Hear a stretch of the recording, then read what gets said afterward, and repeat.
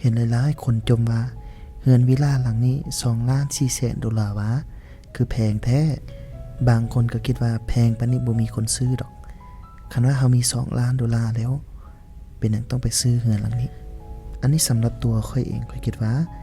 นั่นเป็นความคิดของส่วนบุคคลเนาะบางคนก็คิดว่าคันเฮามีเงิน$2,400,000แล้วเฮาไปซื้อดินและตั้งเฮือนมันอาจจะดีกว่าแต่ส่วนตัวสองทีคิดว่าการที่เฮาซื้อเฮือน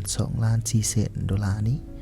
มันบ่แม่นตัวเฮือนที่มันแพงเด้อแต่หลักๆก็คือทำเลของดินทุกคนลองสังเกตเฮือนหลังนี้เนาะเป็นเฮือนสไตล์รุ่นเก่าหน่อยนึงแต่เวลาเฮาเข้าไปทางไหนสิ่งหลักๆก็คือมันเป็นเฟอร์นิเจอร์เด้ออันที่1อันที่2ก็คือมันยูนิคอันที่3ก็คือดีไซน์ของมันอันที่4ก็คือสถานที่ที่ตั้งเด้อนี่แหละเขาบอกว่าคนเว้าบ่ฮู้คนฮู้อาจบ่เว้าจังซี่นะแล้วที่ตั้งเวลาหลังนี้มันอยู่บ้านพักขาวอยู่ใกล้หอประชุมแห่งชาติหรือว่าสามารถเห็นวิวของตึกราชวงศ์นี่แหละเป็นจุดใจกลางเมืองและเป็นสาเหตุที่ว่าเป็นหยังดินตอนนี้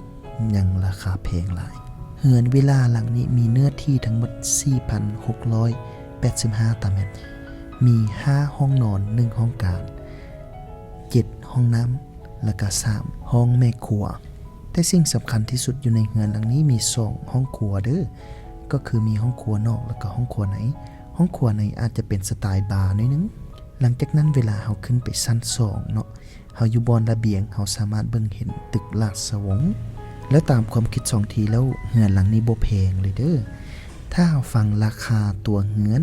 แม่น$2,400,000อันนี้เป็นเงินก้อนใหญ่เนาะแต่ถ้าเฮาเทียบไซส์ก็คือเนื้อที่ของดินตัวเฮือนและก็ดีไซน์แม่นราคาเหมาะสมที่สุดแล้วฉะนั้นถ้าเจ้าเองเป็นคนหนึ่งที่ว่ามักเฮือนสไตล์วิลาแบบนี้นี่เป็นเฮือนวิลาที่อยู่แบบสงบเรื่องราคาแม่นเฮาสามารถต่อรองกันได้เด้อฉะนั้นถ้าเจ้าเองเป็นคนหนึ่งที่กำลังซอกซื้อติดต่อหา2ที่สามารถเข้ามาเบิ่งตัวจริงได้เด้อ